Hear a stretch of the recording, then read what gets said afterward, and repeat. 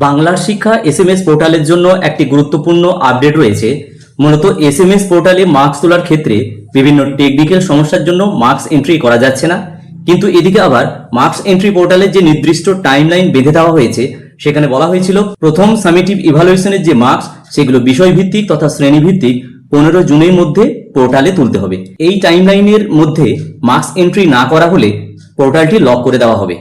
কিন্তু এই কম সময়ের মধ্যে যেহেতু বিভিন্ন অসুবিধা রয়েছে, তাই মার্কস তোলার ক্ষেত্রে এই জটিলতা এড়াতে শিক্ষা দপ্তরের পক্ষ থেকে মার্কস এন্ট্রি পোর্টালের এই টাইমলাইনকে বাড়ানো হয়েছে। তো সরাসরি এসএমএস পোর্টালে গিয়ে আমরা দেখে নেব টাইমলাইন নতুন আপডেট করে কতদিন বাড়ানো হয়েছে এবং এই ডেট কত রয়েছে। তো বাংলার শিক্ষা এসএমএস পোর্টাল খুললে অবশ্যই ইম্পর্টেন্ট নোটিশ আকারে এখানে দিয়ে দেওয়া হয়েছে যে ফার্স্ট সামেটিভ ইভালুয়েশন যেটা 15 জুন ছিল সেটাকে বাড়িয়ে 30 জুন 2026 করা হয়েছে। সেকেন্ড এবং থার্ড সামেটিভ যথাক্রমে একই ডেট রয়েছে এবং এখানেও বলা হচ্ছে যে এই তারিখের মধ্যে না করতে পারলে সিস্টেম উইল বি লকড, অর্থাৎ এই সিস্টেমকে লক করে দেওয়া হবে এবং মার্কস তোলা আর হবে না। এই ছোট্ট আপডেটটি এই ভিডিওটির মাধ্যমে শেয়ার করার চেষ্টা করলাম। ভিডিওটি প্রত্যেককে দেখার জন্য ধন্যবাদ। প্রত্যেকে ভালো থাকুন, সুস্থ থাকুন।